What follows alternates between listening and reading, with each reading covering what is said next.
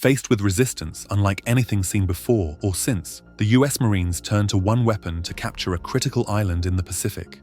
But it would come at a horrific cost. Its effects were hard to forget, while its operators faced a 92% casualty rate and a life expectancy of just 4 minutes.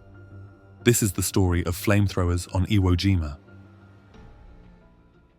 So, to really understand why the flamethrower became the most effective and then the worst and darkest weapon on Iwo Jima, you first need to understand what kind of battlefield it was. Simply put, a nightmare carved out of volcanic rock. Iwo Jima is a small island, just about 8 square miles, but its position in World War II made it priceless.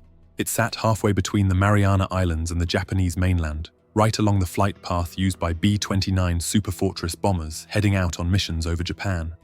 If the Americans could take it, they'd gain a forward base for fighter escorts, emergency landings, and bombing operations. The Japanese, of course, saw that coming and dug in like never before. Now, when we say dug in, we mean they turned the island into a fortress. Starting months before the invasion, Japanese engineers and soldiers worked around the clock to build over 11 miles of tunnels beneath the island's surface.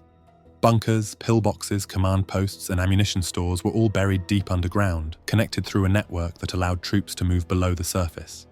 They were reinforced to withstand direct naval shelling and bombings, and when Marines would land, each one would be an ambush waiting to happen.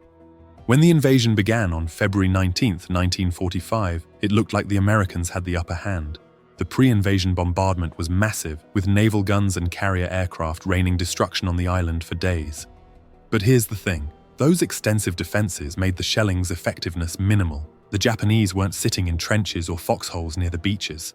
They were deep underground, waiting. Then the first wave of Marines landed on beaches made of soft volcanic ash that acted like quicksand. It swallowed boots, jammed up vehicles, and offered zero cover. However, for the first hour, it all seemed quiet. No gunfire, no resistance. But that was part of the plan. The Japanese commander, General Kuribayashi, had ordered his men to hold their fire until the beaches were packed.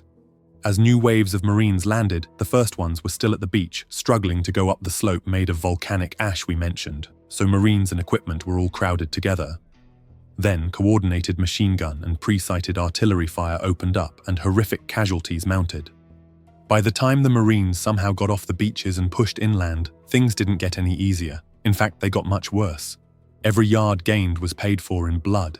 Iwo Jima was crisscrossed with trenches, spider holes, and most importantly, pillboxes. Hundreds of reinforced concrete bunkers with overlapping fields of fire connected by tunnels and hidden by terrain so perfectly that even aerial reconnaissance had missed most of them. They were just decimating US Marines, who at first seemed like they didn't have a solution for them. Even when pillboxes were destroyed by grenades and Marines walked past them, they didn't know yet that they were all connected by tunnels. So the Japanese would reoccupy them and attack the Marines from behind. Conventional weapons weren't enough. Hand grenades and satchel charges worked, but someone had to run directly to the pillbox and throw them in, and even then, they could be thrown right back out. Also, the pillboxes were usually constructed in a zigzag pattern so the blast wouldn't kill all the occupants. Then, our subject today came into play, the flamethrower.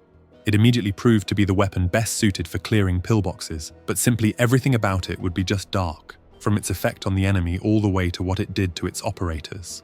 Let's first explain the flamethrower itself so you get a better picture of why it was so difficult and dangerous to actually use it. American Marines would at first use the standard M2 flamethrower before it evolved into something even more destructive, which we'll get to in a second. When fully loaded, the M2 weighed around 70 pounds. The two main tanks held about 5 gallons of thickened fuel, which was a sticky, jelly-like mixture of gasoline and diesel that clung to everything it touched and kept burning until it was completely expended. A smaller third tank in between contained compressed nitrogen, which propelled the mixture through the hose and out the nozzle when the operator pulled the trigger. At the tip was a small white phosphorus ignition system that sparked the mixture, sending out a jet of flame 20 to 30 yards forward. It had about 10 seconds of total firing time at best, so you'd better make it count. Now think about that. You've got this heavy, flammable rig strapped to your back, and your effective range is only about 30 yards. That means you have to crawl or sprint to your target under fire without dying, use the weapon effectively, and then somehow make it back alive. And now your weapon is empty, so your main armament is a 1911 pistol. Of course, having a load of highly flammable fuel on your back isn't exactly reassuring when you're being actively shot at. But a few surviving operators remembered bullets ricocheting off the steel fuel tanks on their back, so at least they shouldn't explode in a fireball if hit. The flamethrower operator wasn't as bulletproof, on the other hand. You see, every Japanese soldier on that island knew exactly what the flamethrower was. You could spot it from 100 yards away. The distinctive twin tanks on the back and then the fire stream visible from the other side of the island screamed one thing: priority target. Once you were seen, the entire battlefield turned on you, as no one really wanted you to come close enough to use your weapon on them. So, to be effective, the flamethrower had to either crawl close enough or make a daring charge using the covering fire of fellow Marines. They would all pop up and try to suppress Japanese defenses and buy a chance for the flamethrower to come within effective range. What each flamethrower operator feared more than dying was being captured alive. When their flamethrower was empty, or even worse, if it misfired, they could easily be captured. And then, well, execution on the spot was the best possible outcome. Much like spies and snipers, flamethrower operators did not have the privilege of becoming prisoners of war, and after witnessing what your weapon just did to the comrades of your enemy, they would not have much empathy for you. This actually did happen on Iwo Jima when a flamethrower operator approached a cave entrance, pressed the trigger to fire, and then nothing happened. His flamethrower misfired, and 2 Japanese soldiers ran out, grabbed him, and pulled him into the cave. Marines outside could hear his screams for 2 full days until they went silent. The psychological impact of their weapons simply made them hated in ways no other weapons were. Now, before we move on to the weapon that made the backpack flamethrower look funny, we need to explain something about its effect on the human body and the lasting controversy that surrounds them as weapons. Because this is YouTube and we want to keep this video educational and respectful, we are not going to get too graphic. But you can understand that a flamethrower did not just burn things. In a confined space like a cave or pillbox, it would build up intense heat over 1,000 degrees and consume all the oxygen instantly. That meant anyone inside who was not hit directly was also, well, neutralized, let's say. Some post-war studies even suggested that death by flamethrower might have been nearly instantaneous and painless, with the theory being that nervous shock would do the job before the fire itself. But it is not hard to argue that it is one of the most terrifying ways to go. Still, in the dark logic of war, especially on Iwo Jima, where Marines faced just outright tremendous casualties, they were seen as the only way to deal with the problems they faced. As the flamethrowers were being lost in action at an alarming rate, the Marines turned to something that could carry a flamethrower into battle with armor around it. A special type of Sherman known as the M4A3R3 had a flamethrower mounted instead of a main gun. Now, besides having armor, it could carry around 300 gallons of fuel mixture, and most importantly, it had 3 times greater range. These flame Shermans became one of the most effective weapons on Iwo Jima. They would be escorted by regular tanks and infantry who would protect them from close-in threats, especially charges. Much like foot flamethrowers, once the flame Sherman opened fire, the Japanese knew exactly which tank had to go first. They could also bog down in the soft volcanic ash, and the crews inside, well, they were brave men, as one hit could turn their tank loaded with fuel into a fireball. Yet despite the risk, they did their job, and their effectiveness was undeniable. It is said that without them, the Marines would never have captured the island.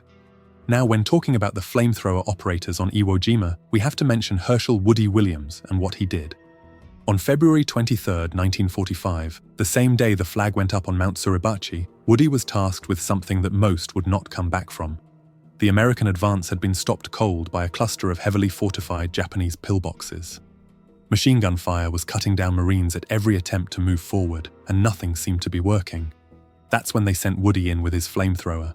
4 Marines laid down covering fire so Woody could move. 2 of them were killed almost immediately, but they bought just enough time for him to reach the first target.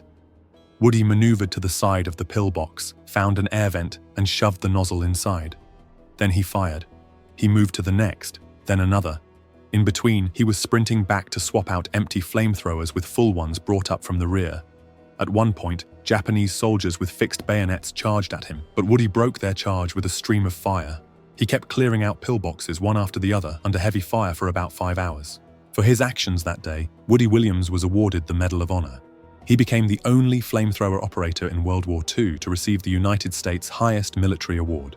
He survived the war and lived until 2022, passing away at the age of 98. He said that he didn't have memory of most of the battle that day, but Woody was one of the few lucky ones. On Iwo Jima alone, 335 flamethrower operators were deployed.